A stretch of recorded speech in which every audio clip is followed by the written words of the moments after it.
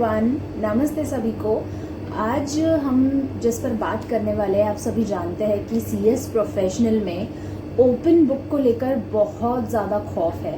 मतलब अगर out of the syllabus आ जाता है तो हम क्या करें, डर जाते हैं हम लोग। इनफैक्ट मैं आपको बोलती हूँ कि मुझे जब अटेम्प्ट देना था, मतलब उसी के प्रीवियस अटेम्प्ट में ऐसे हुआ था कि जब मैं पढ़ रही थी इस सब्जेक्ट के लिए, MCS मॉड्यूल 3 के लिए मैं पढ़ रही थी, तो मुझे पता चला कि मतलब बुक में से तो कुछ आया ही नहीं, और ऐसा फर्स्ट टाइम हुआ था।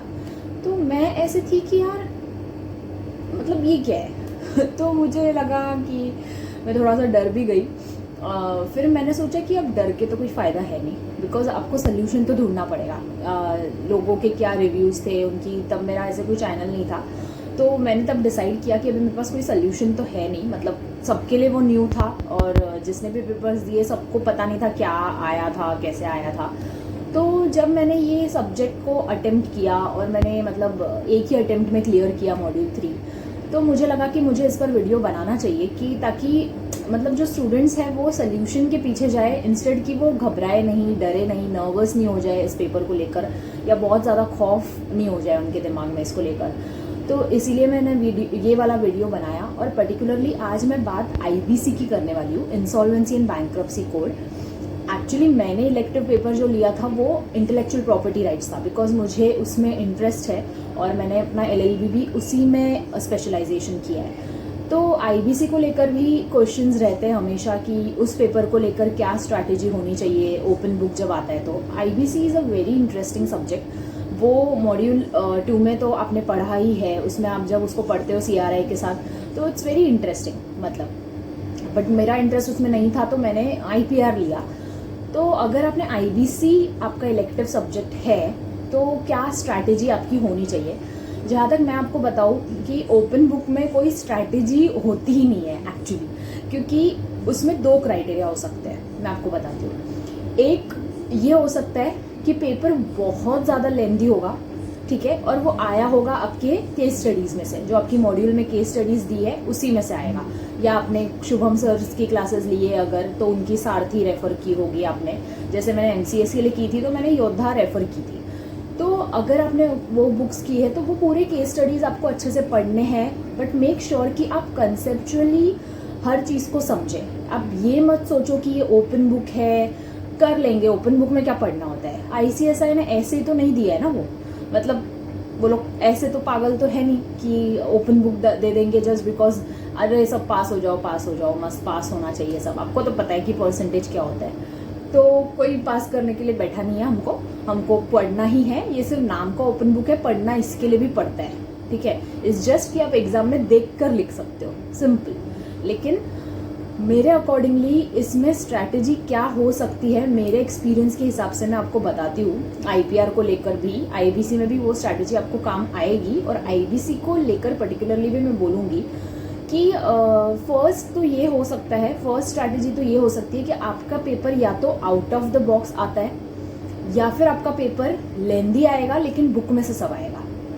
मैं वापस रिपीट कर रही हूँ, या तो लेंदी होगा और पूरा पेपर आपके केस स्टडीज़ में से ही आया है, जो आपको मॉड्यूल में दी गई है वहाँ से ही आया है, या फिर पेपर जो होगा वो शॉर्ट होगा, लेंदी नहीं होगा, लेकिन दूसरी चीज़ जो दुख की होगी वो ये होगी कि वो आउट ऑफ द सिलेबस आया होगा।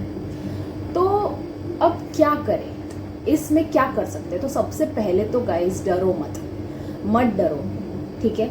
आप क्या कर सकते हो मैं आपको बताती हूँ। इस पर्टिकुलरली ऑप्शनल सब्जेक्ट्स को लेकर आप क्या कर सकते हो, ओपन बुक को लेकर आप क्या कर सकते हो। तो अगर आपका पेपर बहुत ज़्यादा लेंदी है प्लस वो बुक में से ही आया है, तो मेक श्योर सबसे पहला स्टेप ये है कि आप उस पेपर में 20 मार्क का या 30 मार्क के जो क्वेश्चंस होंगे जो आपको बहुत अच्छे से आते हैं, मतलब उसको लेकर तो आपको बिल्कुल कोई मतलब ऐसे बोलते हैं ना डाउट ही नहीं है। आपको एकदम मुंह पर उसके कंक्लूजन याद है, मुंह पर आपको पता है आपके कि मतलब आपके दिमाग में आंसर ही है, directly the conclusion is there. मतलब फैक्ट्स एंड प्रोविजंस आप जो लिखते हो उसके नीचे आप जो लास्ट में कंक्लूजन लिखते हो वो आपको ऐसे ही बहुत अच्छे से याद है। तो मेक श्योर कि आप फटाफट उसको ढूंढ के फटाफट लिखें और कंप्लीट करें। मतलब आपके पास 1 आवर रहेगा, 1 आवर में आप उसको खत्म कर सकते हो। 30 मार्क का पेपर एटलीस्ट ऐसा होगा जो आपको आ रहा होगा। मतलब बहुत ज़्यादा अच्छे से आ रहा होगा, ठीक है। तो वो 30 मार्क को पहले अटेम्प्ट कर लो मेरे अकॉर्डिंगली, मैंने तो ऐसे ही सोचा था। और अगर मैं बात करती हूँ आउट ऑफ द बॉक्स भी आ रहा है, आउट ऑफ द सिलेबस भी आ रहा है, तो आप क्या कर सकते हो, उस केस में भी ऐसा 30 मार्क का तो होगा जो बुक से आया होगा। मैंने MCS पे डिटेल वीडियो डाला है, आप उसमें भी देख सकते हो कि मैंने बोला है कि मैंने एक्चुअली रिस्क मैनेजमेंट कुछ चीज़ें ऐसी थी जो वर्कबुक मतलब आपकी जो मॉड्यूल होती है MCS की, उसमें जैसे मेजर केस स्टडीज़ होती है, मेजर माइनर, वैसे ही वो भी आपको पढ़कर जानी है। मैं आपको ये नहीं बोलती कि बहुत ज़्यादा रट कर जाओ, बट हाँ कंसेप्चुअली समझ जाओ कि कौन से पेज पर क्या है, नोट करने का एक तरीका होना चाहिए, तो उसके अकॉर्डिंगली आपको समझ जाएगा कि 30 मार्क का ऐसा तो होगा जो आप कहीं से ढूंढ कर कुछ तो लिख सकते हो। तो मेक श्योर कि आप दोनों भी केसेस में, अगर वो लेंदी आ रहा है बट सिलेबस में से ही आ रहा है, तो भी आपको 30 to 40 मार्क्स का पेपर अटेम्प्ट करना है जो आपको बहुत अच्छे से आता है। और अगर दूसरा वाला केस है जिसमें आपका paper out of the syllabus आया है, तो भी आपको 30 से 40 मार्क्स तक का ऐसा होगा जो आप ढूंढ कर कहीं से लिख सकते हो, ठीक है। तो वो आप पहले अटेम्प्ट करो, उसको बहुत अच्छे से फ्रेम करके ब्यूटीफुली लिखो, और ऐसा सिर्फ तब हो सकता है जब आप प्रैक्टिस करोगे। मैं आपको वही बोलती हूँ हमेशा, मैंने प्रीवियस वीडियो में भी बोला था कि लिखना बहुत ज़रूरी है, केस स्टडीज़ को सॉल्व करना बहुत ज़रूरी है, मतलब लिखकर प्रैक्टिस आपकी एटलीस्ट होनी चाहिए। मैं आपको ये नहीं बोलती कि हर एक केस स्टडी को लिखकर प्रैक्टिस करो, बट एटलीस्ट कुछ तो पेपर सॉल्व करो या कुछ तो केस स्टडीज़ हर एक टॉपिक पर सॉल्व करने की कोशिश करो, ठीक है। लाइटली मत लेना, बस इसको लाइटली मत लेना, ये भी उतना ही इम्पॉर्टेंट है क्योंकि इसके मार्क्स आपको बहुत मैटर करते हैं, ठीक है ना। अगर ये पर्टिकुलर सब्जेक्ट ने आपको क्लियर नहीं करवाया तो आप क्या करोगे, बहुत दुख होगा ना, ओपन बुक होकर भी हम क्लियर नहीं कर पाए। तो ये एक केस हो सकता है। आपका फर्स्ट स्टेप यही होगा कि आप 30 to 40 इसमें भी देख लो, फर्स्ट क्राइटेरिया अगर आता है या फिर आउट ऑफ द सिलेबस वाला भी आता है, तो भी 30 to 40 मार्क्स का आपको बुक में से मिलेगा। जितना मिलता है उतना लिखने की कोशिश करो। उसके बाद आपके पास 2 आवर्स और बचे रहते हैं, तो उसमें आपको क्या करना है, उसमें मेक श्योर कि आपको समझ में थोड़ा बहुत देखो आ जाता है कि पेपर कैसा है, आपको आंखों के सामने ऐसे घूमता है, क्वेश्चंस आपको समझ में आते हैं। और हाँ, लेट मी क्लियर कि क्वेश्चंस आप सब आंसर्स नहीं लिख सकते। अगर आपको दिख रहा है ना कि सब क्वेश्चंस है, मुझे ए है उसमें ABCD अगर है तो मुझे B आ रहा है तो मैं B लिख दूँ, ऐसा तो आपको पता है ना कि आपको एक पर्टिकुलर पूरा क्वेश्चन सॉल्व करना होता है। तो आपको क्वेश्चंस देखने की पूरा जो, जैसे कि क्वेश्चन 2 है तो उसका ABCD आपको पूरा प्रॉपर वो क्वेश्चन अच्छे से आ रहा है, मेक श्योर कि आप उसको पहले अटेम्प्ट करें, ठीक है। उसके बाद सेकेंड स्टेप में जब आप 30 मार्क का या 40 मार्क का कर लोगे, लिख लोगे अच्छे से, उसके बाद जो 2 घंटे आपके पास होते हैं उसमें मेक श्योर कि आपको थोड़ा बहुत आइडिया आ जाएगा उस पेपर का कि यार मतलब मुझे बुक में है या बुक में नहीं है। एक केस हो सकता है कि बुक में है भैया, बाकी के भी केसेस और आपको वो याद आ रहा है, तो जस्ट डू व्हाट, लिखो, मतलब लिखना स्टार्ट कर दो एकदम फास्ट स्पीड में, एकदम रफ्तार पकड़कर लिखना है आपको, क्योंकि आपको 100 मार्क का पूरा पेपर अटेम्प्ट करना है। आपको रैंक लाना है तो 100 मार्क्स का पेपर अटेम्प्ट करना बहुत ज़रूरी है। आपको रैंक नहीं भी लाना है, आपको एग्जामिशन नहीं भी स्कोर करना है, तो भी 100 मार्क का पेपर लिखना बहुत ज़्यादा ज़रूरी है, इनफैक्ट ज़्यादा ज़रूरी है। तो IBC के इसमें एग्जामिशंस भी आए हैं लोगों को, तो प्लीज़ आपको 100 मार्क का पूरा पेपर अटेम्प्ट करना है। मतलब मैं जानती हूँ कि ऐसा होता है, आप सोच रहे होंगे कि हमें अगर नहीं आ रहा है कुछ तो हम क्या करें। ऐसा होता है कि पेपर ऐसा आया था MCS का, आप ऐसे सोचोगे बैठ के कि ये आया कहाँ से, मतलब ये क्या, पता है क्या होता है, फेमा से क्वेश्चंस आए थे, मतलब कुछ अलग ही। तो आपका अभी तक का जो ज्ञान है ना, वो सारा ज्ञान लगा दो वहाँ पर। क्या होता है ना, जो पेपर चेकर होता है उसको पता होता है ये चीज़ कि भाई ये क्वेश्चंस है ना टफ थे, ये सिलेबस में नहीं थे, उसको ये आइडिया होता है। तो क्या पता वो दिल खोलकर वहाँ पर मार्क्स देने बैठा हो। जितना ज़्यादा टफ पेपर उतना ज़्यादा मतलब उतनी ही ज़्यादा सिंपल वे में उसकी चेकिंग हो सकती है। तो आपके लिए तो अच्छी चीज़ है ना। और अगर आप उसी को छोड़कर आ गए, उसी क्वेश्चन को आप छोड़कर आ गए, वही क्वेश्चंस को आप छोड़कर आ गए जो बुक में से नहीं थे, अरे कुछ तो लिखो, इतनी पढ़ाई की है, फाउंडेशन किया, एग्जीक्यूटिव किया, अब प्रोफेशनल में आ गए हो, LLB अगर किया है तो लॉ का नॉलेज होगा, SY में LLB लॉ पढ़ा है, अरे कुछ तो लिखो, फेमा वेमा एक्ट्स भी देखे होंगे और कुछ तो ज्ञान रहता है ना, थोड़ा बहुत तो कहीं ना कहीं से कुछ तो याद रहता है ना, वो लिख कर आओ। इतना बड़ा ABC आपने पढ़ा है, ठीक है, मॉड्यूल 2 में भी पढ़ा है, ऐसे भी अभी पढ़ा है, तो कुछ तो लिख सकते हो ना, आप लिख सकते हो। ऑफ कोर्स मैं जानती हूँ कि ये बोलना बहुत आसान होता है। जब पेपर आया था तो मैं भी बहुत ऐसे हो गई थी कि यार मैं लिख तो रही हूँ, पता नहीं राइट होगा नहीं होगा, बट मेरे पास कोई ऑप्शन नहीं था। मेरे दिमाग में एक ही चीज़ थी, 100 मार्क का पेपर एक था, अटेम्प्ट करके तेरे को निकलना है, भले ही सामने वाला इसमें 1 मार्क दे, 2 मार्क दे, जो भी दे।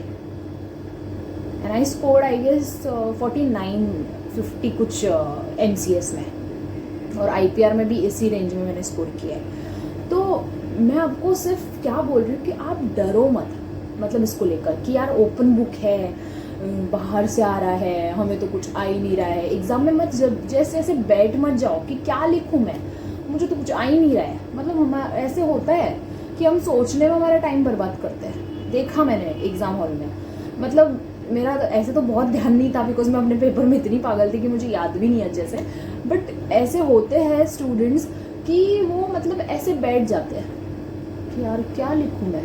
अरे नहीं, ये ओपन बुक है, इसमें आपको अपनी ओपिनियन देनी है, नहीं राइट है, गलत है, सही है, वो उसको सोचने दो ना जो चेक करने वाला है। तुम तुम्हारी ओपिनियन दे दो। मुझे ये लगता है, भाई आपको मार्क्स देने नहीं देने वो आपकी चॉइस है, मुझे ये लगता है, मेरा ये ओपिनियन है, लिख कर आ जाओ। मैंने आपको यही बोला है कि अगर out of the syllabus paper आएगा तो मेक श्योर कि आप अपना दिमाग ज़्यादा नहीं दौड़ाएं, ज़्यादा सोचने पर ध्यान देने के बजाय अगर आपको कोई क्वेश्चन दिखता है, आपको लगता है कि इसमें ये आना चाहिए, तो वो ये जो दिमाग बोल रहा है ना, फटफट लिखते जाओ। जस्ट डोंट वेट, मतलब वो जो सोचने के लिए हम वेट करते हैं ना, नहीं करना है यहाँ पर, क्योंकि ये वो पेपर ही नहीं है, ये ओपन बुक है। इसमें आपको जो आपकी ओपिनियन है वो आपको लिखना है, अनलेस एंड अनटिल वो बुक से आया है। अगर वो बुक से आएगा तो वो बहुत लेंदी आएगा, और जब लेंदी आता है पेपर, और फ्रैंकली मेरा तो MCS भी मुझे लगता है बहुत लेंदी था, वो बुक से नहीं आया था फिर भी वो लेंदी था। तो मेरे अकॉर्डिंगली तो मेरा एक्सपीरियंस तो यही बोलता है कि आपको पेपर को बस ऐसे लिखते ही रहना है। बट जब बात होती है स्ट्रैटेजी को लेकर, तो मैं आपको वही बोल रही हूँ कि शॉर्ट में अगर मैं आपको बोलूँ तो यही हो सकता है कि या तो बहुत लेंदी होगा बट बुक में से सब आया होगा, तो पहले 30 मार्क्स को अटेम्प्ट करो, दोनों भी केसेस में 30 मार्क्स को पहले अच्छे से अटेम्प्ट करो, 40 मार्क्स को करो जो आपको बहुत अच्छे से आता है, बहुत अच्छे से लिखो उसको, अच्छे से राइटिंग में अंडरलाइन कर सकते हो तो करने की कोशिश करो, IBC है तो सेक्शंस फ्रेम कर सकते हो, मेक श्योर कि आप करें, ठीक है। उसके बाद जो आपके पास 2 घंटे बचते हैं, उसमें आपको याद रखना है कि आपको जितना बुक में से मिल रहा है फटाफट ढूंढ के लिखने की कोशिश करो। बिल्कुल ऐसे सोचो कि मेरे को कल मिलने ही नहीं वाला है, कुछ नहीं है मेरे पास, कोई अटेम्प्ट ही नहीं है, कोई 6 महीने बाद अटेम्प्ट नहीं होता है CS का, मुझे तो आज ही क्लियर करना है, करना ही है, और मैं पूरा 100 मार्क का पेपर लिख कर इस एग्ज़ाम हॉल से बाहर निकलूँगी। सिंपल, मैंने यही किया था। वो 9 बजे पेपर स्टार्ट हुआ, 12 बजे तक मैंने उस पेन को नहीं रोका, मतलब ऐसी स्पीड में थी मैं मानती हूँ कि जब वो आउट ऑफ द बॉक्स आता है, आउट ऑफ द सिलेबस जब वो पेपर होता है, तो हमको ऐसे लगता है कि क्वेश्चंस तो है लेकिन आंसर नहीं आ रहे, मतलब कहाँ से लिखे आंसर। तो जस्ट अपना ज्ञान लगा दो यार गाइस, अभी तक का जितना भी आपको आता है ना ज्ञान देते हुए, मतलब अपनी ओपिनियन दे दो बस, मस्त। बाद में रिजल्ट देखेंगे ना 2 महीने बाद, अभी क्यों लोड ले। हाँ, फंडिंग होता तो हम टेंशन लेते, फंडिंग था तो भाई बुक में से पढ़ा हुआ भी नहीं पढ़ के गए हम, नहीं, आप लिखो आपका, मतलब ये पेपर, दोनों भी पेपर, जो MCS आता है आपका मैंडेटरी जो आपको है, और इलेक्टिव जब आप खुद ऑप्शनल सब्जेक्ट चॉइस खुद करते हो, तो वो जो भी हो, वो IPR हो, वो कुछ भी हो, IBC हो, जस्ट मेक श्योर कि आप 100 मार्क का पेपर अटेम्प्ट करके निकले एग्जाम हॉल से। अगर आप बिना अटेम्प्ट करे निकले ना, तो अपने दिमाग में ये चीज़ रख लेना कि आपके पास होने के चांसेस बहुत कम है, बहुत ज़्यादा कम है, अनलेस एंड अनटिल आपका लक बहुत अच्छा है, अब बच जाओगे, ठीक है। तो मैं नहीं चाहती कि आप वो गलतियाँ करो जो लोग करते हैं, जिनको पता होता है फिर भी करते हैं। अगर किसी को नहीं पता है तो प्लीज़ वीडियो देखें और अपने फ्रेंड्स से भी शेयर करें कि प्लीज़ ये गलतियाँ मत करना, और ऐसे आप फॉलो कर सकते हो ये steps to clear your exams with good marks also. अगर आपने बहुत अच्छे से सारे केसेस को पढ़ा है, कंसेप्चुअली भी आपको सारे डाउट्स क्लियर है, कभी भी चीज़ों को रटने के लिए मत पढ़ो। कंसेप्चुअली पढ़ोगे ना तो वो कोई केस उससे रिलेट होकर भी एग्जाम में अगर दे देगा ना तो आप कंक्लूजन पे पहुंच जाओगे। रटने के हिसाब से नहीं है भाई प्रोफेशनल, नहीं है, ठीक है। आप ऐसे कोर्स में ही नहीं हो, इट्स अ प्रोफेशनल कोर्स, ठीक है। तो आई होप कि ये वीडियो आप लोगों के लिए इन्फॉर्मेटिव होगा। आपको कोई भी अगर सब्जेक्ट से रिलेटेड कुछ भी डाउट है, CS से रिलेटेड, कोई भी करियर रिलेटेड है, मतलब जो भी डाउट्स है, प्लीज़ कमेंट सेक्शन में पूछे। और thank you so much for listening. Keep shining, keep growing, keep smiling and bye and thank you.